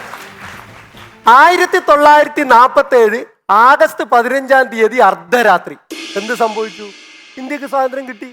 1974 ജനുവരി 15 അർദ്ധരാത്രി ഞാൻ ഭൂജാതനായി. ഞാൻ വന്ന പാടെ ഒന്ന് കരഞ്ഞു. പിന്നെ ഞാൻ ചുറ്റും നോക്കി. ഇപ്പൊ ഡയാനെ പോലെ അതിഥിയെ പോലെ 2 വെള്ളരിപ്രാവുകൾ എൻ്റെ സൈഡിൽ. ഒരാള് പറയുന്നു കനകം പോലത്തെ കുട്ടി, ഇപ്പൊ മറ്റേ ആള് പറയുന്നു രാജകുമാരനെ പോലത്തെ കുട്ടി. ഇതറിഞ്ഞ ഞങ്ങളുടെ നാട്ടിലെ ശോശാമ്മ ടീച്ചർ അപ്പ തന്നെ പേരിട്ടു കനകരാജൻ. അടിമക്കളെ കൈ. ഞാൻ ഇവിടെ മുമ്പ് 2 പരിപാടി അവതരിപ്പിച്ചിട്ടുണ്ട്. അതിനുശേഷം നാട്ടിൽ കുറച്ച് അനുമോദനങ്ങളും സ്വീകരണങ്ങളും ഉപകാരങ്ങളും ഒക്കെ കിട്ടി. ഞാനിങ്ങനെ വെലസി നടക്കുന്ന സമയത്ത് ഈ ഡയാന കാരണം 2 ദിവസം എനിക്ക് വീട്ടിൽ കയറാൻ പറ്റിയിട്ടില്ല. ആ സംഭവം പറയാം. എൻ്റെ വീട് വെള്ളരിക്കുണ്ടാണ്. വെള്ളരിക്കുണ്ടെന്ന് കണ്ണൂരേക്ക് പോകുക എന്ന് പറയുന്ന ഒരു 3 മണിക്കൂർ യാത്രയുണ്ട്. ഒരു 1.5 മണിക്കൂർ ബസ്സിൽ, പിന്നെ 1 മണിക്കൂർ ട്രെയിനിൽ. അപ്പൊ ഈ പോകുന്ന സമയത്ത് നമ്മുടെ പ്രധാനപ്പെട്ട പരിപാടി എന്ന് പറയുന്നത് യൂട്യൂബർമാർക്ക് കാശുണ്ടാക്കി കൊടുക്കുക, അതുപോലെ ഫേസ്ബുക്ക് വാട്സപ്പ് നോക്കുക, ഇതൊക്കെയാണ്. മുമ്പ് അങ്ങനെയല്ല. മുമ്പ് നമ്മൾ എന്ത് ചെയ്യുക, അടുത്തിരിക്കുന്ന ആളോട് വർത്തമാനം പറയും. പിന്നെ മുമ്പിൽ സ്ത്രീകളൊക്കെ കൃത്യമായിട്ട് ബസ്സിൽ കയറുന്നുണ്ടോ, അവർ കൃത്യമായിട്ട് ഇരിക്കുന്നുണ്ടോ, ഇതൊക്കെയാണ് ആ സമയത്ത് നോക്കുക. പക്ഷെ ഇപ്പോൾ അല്ല. ഇപ്പൊ നിങ്ങൾ ബസ് കയറി നോക്കിക്കോളൂ. ബസ്സിലുള്ള 90 വയസ്സുള്ള അമ്മൂമ്മ ആയാലും ശരി തോണ്ടിക്കൊണ്ടിരിക്കുന്ന കാണാം. അങ്ങനെ ഒരു ദിവസം ഞാൻ ബസ്സിൽ യാത്ര ചെയ്യുന്ന സമയത്ത് ഇങ്ങനെ ഫേസ്ബുക്ക് നോക്കിക്കൊണ്ടിരിക്കുമ്പോൾ ആശംസകളുടെ പ്രവാഹം. ഇത് Diana fans, Diana followers, Diana army. എന്താ സംഭവം? ഡയാനയുടെ പിറന്നാള് ആശംസ ഇങ്ങനെ കണ്ടപ്പോൾ ഞാൻ ഒരു ആശംസ ഡയാനക്ക് അയച്ചു. അതിനുശേഷം എനിക്ക് തോന്നി കഴിഞ്ഞ എപ്പിസോഡിൽ വന്നപ്പോൾ ഡയാനയുമായിട്ട് ഞാൻ നിൽക്കുന്ന ഫോട്ടോ എടുത്തിട്ടുണ്ടായിരുന്നു. എന്നെ ഇത് വാട്സപ്പിൽ സ്റ്റാറ്റസ് ഇട്ടേക്കാം. ഞാൻ ഉടനെ വാട്സപ്പിൽ സ്റ്റാറ്റസ് ഇട്ടു. എന്നിട്ട് അടിയിൽ ഒരു കുറിപ്പും, പ്രിയപ്പെട്ട ഡയാനക്ക് പിറന്നാൾ ആശംസകൾ, 2-3 കുത്ത്, 2-3 ലവ് ചിഹ്നം. ആഹാഹാ, ഒരു സന്തോഷം, സംതൃപ്തി. കുറച്ച് കഴിയുമ്പോൾ എൻ്റെ അഭ്യുദയാകാംക്ഷികളുടെ ഒക്കെ ഇമോജികൾ ഇങ്ങനെ വരാൻ തുടങ്ങി. സന്തോഷത്തിന്റെയും കുശുമ്പിന്റെയും അസൂയയുടെയും ഇതൊക്കെ കണ്ട് ഞാനിങ്ങനെ ധൃതംഗപുളകിതനായി ഇരിക്കുന്ന സമയത്ത് പെട്ടെന്നൊരു ഫോൺ വിളി. ആരാ? എൻ്റെ ഭാര്യ. നിങ്ങൾ ആടെ എത്തിയത്? ഞാൻ വണ്ടിയിലുണ്ട്. എന്തേ? അല്ല, നിങ്ങൾ കണ്ണൂർ കീഞ്ഞിട്ടൊന്ന് വിളിക്കണം. ആ, എന്തെങ്കിലും അത്യാവശ്യം ഉണ്ടാ? ഇല്ല, അത് കീഞ്ഞിട്ട് പറയാം. ഞാൻ കണ്ണൂർ ഇറങ്ങി ഓഫീസിലെത്തി. ഞാൻ ഭാര്യനെ വിളിച്ചു. അല്ല, എന്താണ് നീ വിളിച്ചത്? അതാ എന്റെ പിറന്നാളപ്പോ. നിന്റെ പിറന്നാളോ അമ്മപ്പ? എനിക്ക് ഓർമ്മയില്ല. അത് ശരി, എന്റെ പിറന്നാൾ നിങ്ങൾക്ക് ഓർമ്മയില്ല. ഈ സിനിമാ നടിമാരെല്ലാം പിറന്നാൾ കൃത്യമായിട്ട് നിങ്ങൾക്ക് ഓർമ്മയുണ്ട്. അവര് മൊത്തമുള്ള ഫോട്ടോ സ്റ്റാറ്റസ് ഇടാനും നിങ്ങൾക്ക് ഓർമ്മയുണ്ട്. നിങ്ങൾ വൈകുന്നേരം വീട്ടിലേക്ക് ബാ. 2 ദിവസം ഞാൻ വീട്ടിൽ പോയി. ഇത് ഇപ്പൊ പറ്റിയ സംഭവം മാത്രമല്ല, ഇതുപോലെ വേറെയും സംഭവം നടന്നിട്ടുണ്ട്. ഒരു പ്രാവശ്യം ഞാൻ എല്ലാ ദിവസവും വെള്ളരിക്കൊണ്ട് പോകാൻ പറ്റില്ല, ഈ യാത്രാക്ഷീണം കാരണം. അപ്പോൾ ഓഫീസിലാണ് സാധാരണ ചില ദിവസങ്ങളിലൊക്കെ താമസിക്കുക. അപ്പൊ നിങ്ങൾക്കറിയാം, വൈകുന്നേരങ്ങളിൽ അല്ലെങ്കിൽ രാത്രി വിശ്രമ വേളകൾ ആനന്ദകരമാക്കാൻ ഇതല്ല, അത്യാവശ്യം ഫോൺ വിളി. അങ്ങനെ ഒരു ദിവസം ഞാൻ അത്യാവശ്യം വിളിക്കുന്ന ആളെ വിളിച്ചു. പക്ഷെ നമ്മുടെ ഈ ഉള്ളിന്റെ ഉള്ളിൽ ഭാര്യയോടുള്ള സ്നേഹം കാരണം മറ്റൊരുത്തിന്റെ ഭാര്യയാണ് വിളിച്ചതെങ്കിലും ഈ വിളി അറിയാതെ പോയത് ഭാര്യക്കായിപ്പോയി. സാധാരണ ഭാര്യ ഫോൺ എടുത്താല് എന്തേ എന്ന് ചോദിക്കുന്നതിന് പകരം അന്ന് ഫോൺ എടുത്ത ഭാര്യ ഹലോന്ന്. അപ്പൊ ഞാൻ മോളെ ചക്കരേ. അപ്പൊ ഓള് അല്ല, ഇന്നെന്താ പതിവില്ലാതെ ഒരു മോളെ ചക്കര വിളി. അപ്പൊ ഞാൻ നീയാ? മാറിപ്പോയി. ഇത്രേ പറഞ്ഞിട്ടുണ്ട്. പിന്നെ ഞങ്ങളുടെ നാട്ടില് തൃച്ചംബരം ശ്രീകൃഷ്ണ ക്ഷേത്രത്തില് നട തുറക്കുമ്പോ പൂജാരി നിവേദ്യവുമായിട്ട് നട തുറക്കുന്നത് പോലെ പിറ്റേ ദിവസം ഞാൻ വീട്ടിൽ പോകുമ്പോ ഒരു കയ്യിൽ സാരിയും പിടിച്ചിട്ടാണ് വീട്ടിലേക്ക് പോയത്. അങ്ങനെ ആ പ്രശ്നം അവിടെ തീർത്തു. ഇപ്പൊ നിങ്ങൾക്ക് തോന്നുന്നുണ്ടാവും ഇത് ഈ മൊബൈൽ വന്നതിന് ശേഷമുള്ള പ്രശ്നമാണ്. അല്ല, ഇതിനു മുമ്പ് എനിക്ക് ഇങ്ങനെ സംഭവിച്ചിട്ടുണ്ട്. പണ്ട് ചെറുപ്പകാലത്ത് നമുക്ക് ഈ മൊബൈലൊന്നും ഇല്ലാത്ത സമയത്ത് എനിക്ക് എൻ്റെ സ്കൂളിൽ പഠിക്കുന്ന ഒരു കുട്ടിയോട് ഒരു ഇഷ്ടം. അപ്പൊ അത് അവളോട് അറിയിക്കണം. ഇന്നത്തെ കാലത്താണ് നിങ്ങൾക്ക് എളുപ്പമാണ്, അന്നത്തെ കാലത്ത് ഇതൊന്നും പറ്റൂല. അപ്പൊ ഞാനിത് അവളോട് അറിയിക്കാൻ വേണ്ടിയിട്ട് അതൊരു 3 ദിവസം ഇവള് ക്ലാസ്സിൽ വന്നിട്ടുമില്ല. 4ാമത്തെ ദിവസം അവള് വന്നപ്പോ എനിക്ക് എന്തായാലും ഇത് അറിയിച്ചേ പറ്റൂ.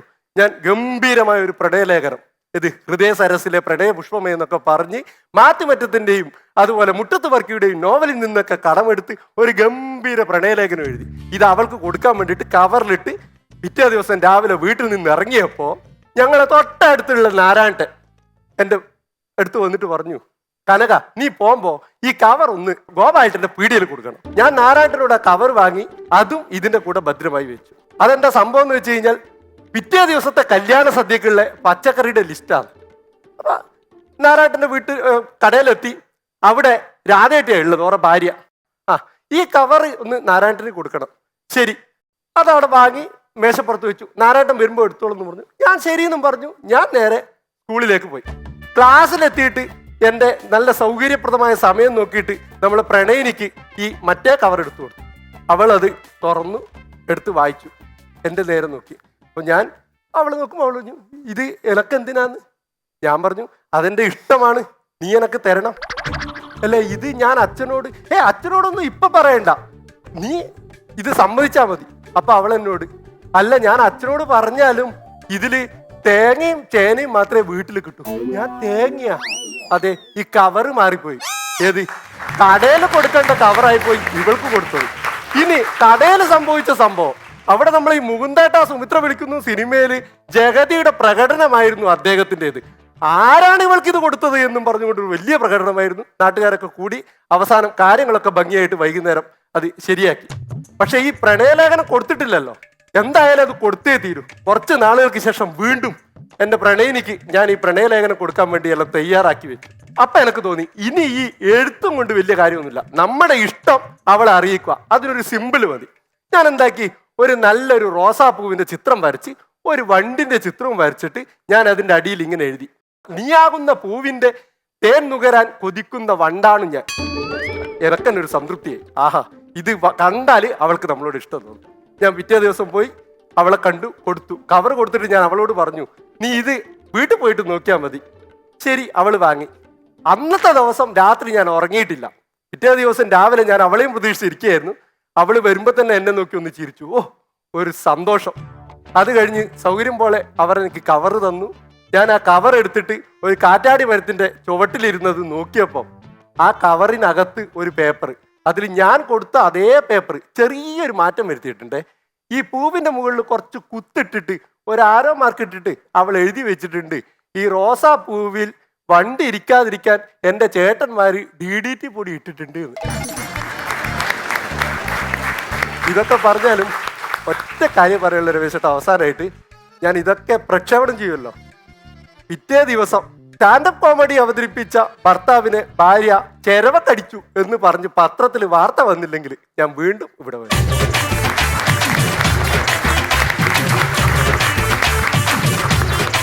കനകരാജേട്ടാ, നല്ല എനർജറ്റിക് ആയിട്ടുള്ള പവർഫുൾ ആയിട്ടുള്ള ഒരു പെർഫോമൻസ് ആയിരുന്നു. നന്നായിട്ട് ഇഷ്ടമായി. ഇടയ്ക്ക് ആ ഒരു പ്രോപ്പർ കണ്ണൂർ സ്ലാങ്ങിലുള്ള ഒരു കോൺവെർസേഷൻ ഉണ്ടായിരുന്നില്ലേ ഭാര്യയായിട്ട്, അതൊക്കെ കേട്ടപ്പോഴത്തേക്ക് കേൾക്കാൻ നല്ല രസമുണ്ടായിരുന്നു. പിന്നെ എന്റെ ബർത്ത്ഡേക്ക് ശരിക്കും സ്റ്റാറ്റസ് ഇട്ടായിരുന്നു അല്ലേ? താങ്ക് യു കേട്ടോ. ഓർക്കുന്നുണ്ടോ എന്നാന്നുള്ളത്? അല്ല, അത് അന്നേരം തന്നെ നമ്മ മനസ്സിന് മായ്ച്ചു കളഞ്ഞു. ആണല്ലേ? ഓക്കെ, ശരി. രമേശ് ചേട്ടാ, ഒക്ടോബർ 1 അല്ലേ നിന്റെ ബർത്ത്ഡേ? ഒക്ടോബർ 1 എന്റെ ബർത്ത്ഡേ. അന്ന് രമേശേട്ടന്റെ മകന്റെയോ ആരുടെ ഒരാളുടെ, രമേശേട്ടന്റെ മകന്റെയോ മകളുടെ ആരുടെ ഒരാളുടെ ബർത്ത്ഡേയും കൂടി ആണെന്ന് തോന്നുന്നു. എന്റെ ബർത്ത്ഡേ ആണ്. നിങ്ങൾ ഈ സ്റ്റാറ്റസ് ഇട്ട സമയത്ത് നിങ്ങൾക്ക് ഇത് ഓർത്ത്, അതുകൊണ്ടാണ് ഞാൻ ഓർത്തത്. എന്റെ ബർത്ത്ഡേയും വിനീത് ശ്രീനിവാസന്റെ ബർത്ത്ഡേയും ഡയാനയുടെ ബർത്ത്ഡേ ഒരു ദിവസമാണെന്ന് എനിക്കറിയാം. അല്ലാതെ ഞാൻ ഡയാനയുടെ ബർത്ത്ഡേ ഓർത്ത് വെക്കേണ്ട ആവശ്യം എനിക്കില്ല. നിങ്ങൾക്ക് ഡയാനയുടെ ബർത്ത്ഡേക്ക് സ്റ്റാറ്റസ് ഇടാം, വിളിക്കാം. അതേ ദിവസം ബർത്ത്ഡേ ആഘോഷിച്ച് ക്ലാസ്മേറ്റ്സ് ആരെയും മരിക്കുന്ന പോലെ ഭിത്തിക്കപ്പുറത്ത് ഞാൻ കിടപ്പുണ്ട്, ഭിത്തിക്കകത്ത് ഞാൻ കിടപ്പുണ്ട്. നിങ്ങൾക്ക് ഇതൊന്നും ശ്രദ്ധയില്ല അല്ലേ? മാത്രമല്ല അന്നത്തെ ദിവസത്തിന് ഒരു പ്രത്യേകതയും കൂടെ ഉണ്ട്. അന്ന് ലോക വയോജന ദിനമാണ്. അങ്ങനെ ഒരുപാട് പ്രത്യേകതകളുണ്ട്. അന്ന് സ്മോള് കിട്ടില്ല, 2 ദിവസം അടുപ്പിച്ച് കിട്ടില്ല. 1-ാം തീയതി ആയതും കിട്ടില്ല, 1-ാം തീയതി കിട്ടത്തില്ല, പിറ്റേന്ന് ദിവസം ഗാന്ധി ജയന്തി ആയതും കിട്ടില്ല. 2 ദിവസം അടുപ്പിച്ച് സ്മോള് കിട്ടാത്തൊരു ദിവസമാണ്. ഇതൊക്കെ ആലോചിച്ച് വെക്കണം. അല്ലാതെ ഡയാനയുടെ ബർത്ത്ഡേക്ക് എന്റെ കൂടെ ഒരു ഫോട്ടോ ഉണ്ടോ നിങ്ങളുടെ കയ്യില്?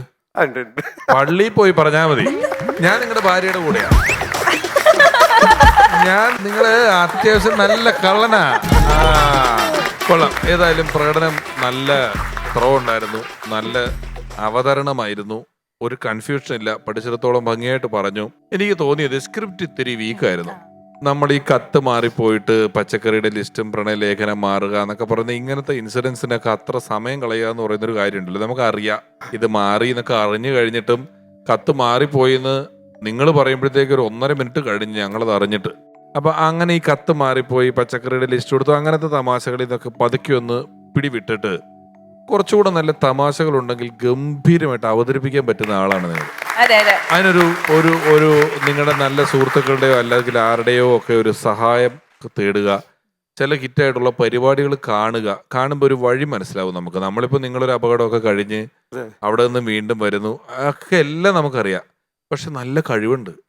ഈ കഴിവുള്ള ആളുകൾക്ക് നല്ല സ്ക്രിപ്റ്റും കൂടെ കിട്ടിയാലുണ്ടല്ലോ പിട്ടിവിട്ട പരിപാടികൾ കാഴ്ചവെക്കാൻ പറ്റും. അങ്ങനെ പറ്റട്ടെ എന്ന് ആത്മാർത്ഥമായിട്ട് ആശംസിക്കുന്നു. ചേട്ടൻ ആദ്യം വന്നപ്പോ ഞാൻ കരുതിയത് ഭയങ്കര ഷൈ ആയിട്ടുള്ളൊരു അങ്ങനെ കാണുമ്പോൾ ഫീൽ ചെയ്യുന്നത്. പക്ഷെ മൈക്കിൽ സംസാരിച്ചു തുടങ്ങുമ്പോൾ ഭയങ്കര ഈ പറഞ്ഞ പോലെ ത്രോ ഉള്ള ഭയങ്കര എനർജറ്റിക് ആയിട്ട് സംസാരിക്കുന്നത്. എനിക്ക് തോന്നുന്നു ആദ്യം പറഞ്ഞൊരു കഥയില്ലേ അപകടത്തെ പറ്റിയിട്ട്, അത് കുറച്ചും കൂടി നല്ല സോറി ഒറിജിനൽ സ്റ്റോറി ആണെങ്കിലും അത് കേട്ടപ്പം അത് അവതരിപ്പിച്ച് കുറച്ചും കൂടി നമുക്ക് ഇൻട്രസ്റ്റിംഗ് ആയിരുന്നു കേൾക്കാൻ എന്താണ് അടുത്തത് എന്നുള്ളത്. അപ്പം ഈ പറഞ്ഞ പോലെ കഥയിൽ ഇനി അടുത്ത പ്രാവശ്യം അങ്ങനെ എന്തെങ്കിലും മാറ്റമൊക്കെ വരുത്തിയിട്ട് ചെയ്താൽ, പക്ഷെ ബാക്കിയെല്ലാം നല്ലതായിരുന്നു. നല്ല രസമുള്ള എനർജറ്റിക് ആയിട്ടുള്ള ഒരു പെർഫോമൻസ് ആയിരുന്നു. ഈ ഒരു അപകടം നമുക്ക് വന്നു കഴിയുമ്പോഴാണ് നമ്മൾ മനസ്സിലാക്കുക അമ്മയുടെയും ഭാര്യയുടെയും. അതെ ശരിയാണ്. അത് ജാമ്യമാണ്. ആവശ്യകത ഉണ്ടായിരുന്നു. ഒരു ജാമ്യത്തിന്റെ ആവശ്യകത അവിടെ ഒരു ജാമ്യത്തിന്റെ ഒരു ആവശ്യകത കറങ്ങി നടപ്പുണ്ടായിരുന്നു. ഭാര്യയുടെ പേരെന്താ? ഭാര്യയുടെ പേര് എന്ന് പറഞ്ഞു കഴിഞ്ഞാൽ നിങ്ങൾക്ക് എല്ലാവർക്കും രാവിലെ ഒരാൾക്ക് നല്ല ദിവസമാണെന്ന് ആശംസിക്കാനും രാത്രി ഒരാൾക്ക് നല്ല ദിവസമാണെന്ന് ആശംസിക്കാനും എന്റെ ഭാര്യയുടെ പേര് ഉപയോഗിച്ചേ സാധിക്കും. മംഗള, ശുഭ, ശുഭ അല്ലേ? അതെ അതെ, നല്ല ഞങ്ങളുടെ അന്വേഷണം പറയണം. തീർച്ചയായും കേട്ടോ. ശുഭകടത്തി വെറുതെ വിടണം കേട്ടോ. ഞങ്ങള് തമാശ പറഞ്ഞാണ്. പുള്ളി ഒരു സാത്വികനും സത്യസന്ധനും നല്ലവനുമായ മനുഷ്യനാണ്. 2 മക്കളുണ്ട്, അവർ കുറ്റം പറയും. ഏതാ? ചെറിയ 2ാം ക്ലാസ് പഠിക്കുന്ന ഒരു മോളുണ്ട്. മോളുടെ പേരെന്താ? ശ്രീലക്ഷ്മി. പിന്നെ 9ാം ക്ലാസ് പഠിക്കുന്ന മകനുണ്ട് ശ്രീഹരി. ശ്രീലക്ഷ്മി അച്ഛൻ സൂപ്പറാണ് കേട്ടോ. ഗംഭീരമായി. നല്ല കോൺഫിഡൻസ് ലെവല് നല്ല ടോപ്പാണ്. അത് തന്നെയല്ല പ്രസന്റേഷൻ നല്ല സ്ഫുടമായ മലയാളം നല്ല രീതിയിൽ പറയാനുള്ള കഴിവുണ്ട്. കനകം പറഞ്ഞ വേറൊരു കാര്യം ശരിയാണ്. ഈ ഫോൺ നമ്മൾ അപകടം പറ്റിക്കഴിയുമ്പോഴാണ് ഇതൊക്കെ അറിയാൻ പറ്റുള്ളൂ എന്ന് പറഞ്ഞാൽ എനിക്കിതുപോലെ ആക്സിഡൻറ്റ് സംഭവിച്ച ആളാണ്. അപ്പോൾ ഇതുപോലെ ആദ്യത്തെ ഒരാഴ്ച എന്ന് പറഞ്ഞു കഴിഞ്ഞാൽ വീട്ടിൽ സന്ദർശകരുടെ ബഹളമായിരിക്കും. കാരണം പഞ്ചായത്ത് പ്രസിഡന്റ് മുതൽ MLA മുതൽ എല്ലാവരും വരും. 2ാമത്തെ ആഴ്ച എന്ന് പറയുമ്പോൾ കൂട്ടുകാരുടെ ഫോൺ വിളികളായിരിക്കും, ഇങ്ങോട്ട് നിറച്ച് ഫോൺ വിളികളായിരിക്കും. 3ാമത്തെ ആഴ്ച നമ്മൾ അങ്ങോട്ട് വിളിക്കാൻ തുടങ്ങും, കാരണം ആരും കൂടി വിളിക്കാതാവുമ്പോൾ. 4ാമത്തെ ആഴ്ചയാണ് ആരും വിളിക്കാനും ഇല്ല വരാനും ഇല്ല. അതാകുമ്പോഴാണ് നമ്മൾ സ്വന്തം ഭാര്യയെയും മക്കളെയും നോക്കുന്നത്, മനസ്സിലാക്കുന്നത്. മനസ്സിലായോ? അപ്പം അത് പറഞ്ഞത് വളരെ കറക്റ്റാണ്. എന്തായാലും നന്നായിരുന്നു, നല്ല രസമുണ്ടായിരുന്നു. അപ്പൊ നമ്മുടെ കലിപ്പൻ കനകരാജേട്ടൻ, കാന്താരി, കാവ്യ ഇവരുടെ മാർക്സ് എത്രയാണെന്നറിയാം. അതിഥി കാന്താരി കാവ്യക്ക് 46 out of 50. കലിപ്പൻ കനകരാജന് 45 out of 50. കലിപ്പൻ Kanakaraj ചേട്ടന് 45. കാന്താരി കാവ്യക്ക് 46. ഇപ്പൊ കനകരാജേട്ടന് 90 out of 100 90 മാർക്സ് കിട്ടിയിട്ടുണ്ട്. Total 92 out of 100. അപ്പോ ഇന്നത്തെ മത്സരത്തിൽ വിജയിച്ചിരിക്കുന്നത് നമ്മുടെ കാവ്യയാണ്. അല്ല, എനിക്ക് 2 മാർക്ക് ഇടാനുണ്ടായിരുന്നു. ഓ, ഷൂട്ട് കഴിഞ്ഞിട്ട് സൗകര്യം പോലെ ഇട്ടോളൂ കേട്ടോ. Thank you. Once upon a time കലിപ്പനും കാന്താരിയും വിജയികൾക്ക് ലഭിക്കുന്നത് ഹാർവസ്റ്റ് എബ്രോഡ് സ്റ്റഡീസ് നൽകുന്ന സമ്മാനം.